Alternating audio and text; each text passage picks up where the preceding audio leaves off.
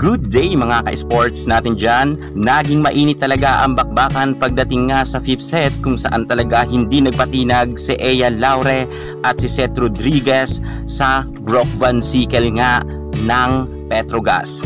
Ito talaga si Brock Van Sickle ay kumananga ng napakaraming score ngunit hindi niya nga naitabid ito sa panalo.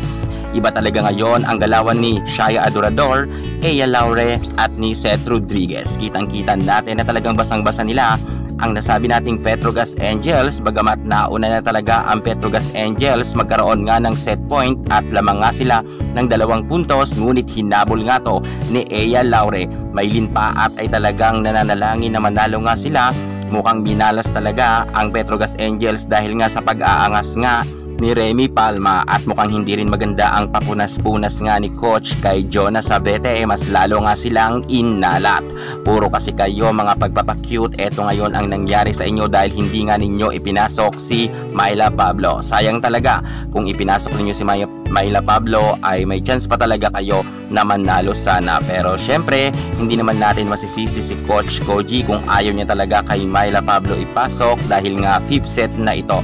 Talagang sumugal talaga itong si Coach Koji sa kanyang mga players na first 6. Pero tingnan mo naman ang ginawang pag-a-adjust ni Coach Kung Fu Reyes. Ang kanyang mga star player ay ibinangko niya nga gaya nga ni Aragalang na star player niya na napakalakas at kanyang mga middle blocker na si Abi Maraño and Cha Karandang.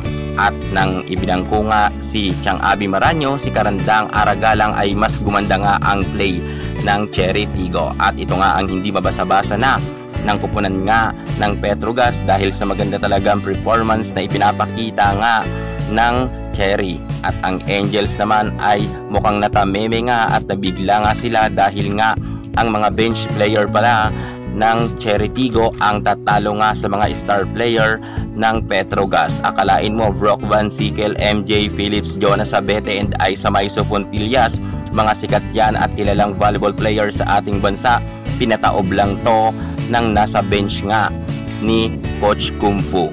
Iba talaga ang kumpiyansa rin ni Jasmine Abor dahil nakakarami nga siyang score, maging ito ngang si Seth Rodriguez ay napakarami niya rin na block.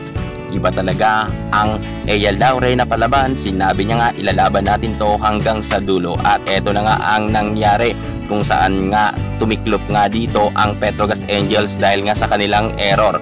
Pero syempre hindi rin natin may kakaila na talagang inilabas na ng todo ng Petrogas Angels sana ang kanilang alas, pero wala pa rin nangyari. Si Ea Laure talaga ang tumapos nga sa laban nga, kung kaya nga tuwang-tuwa ngayon si Bugoy.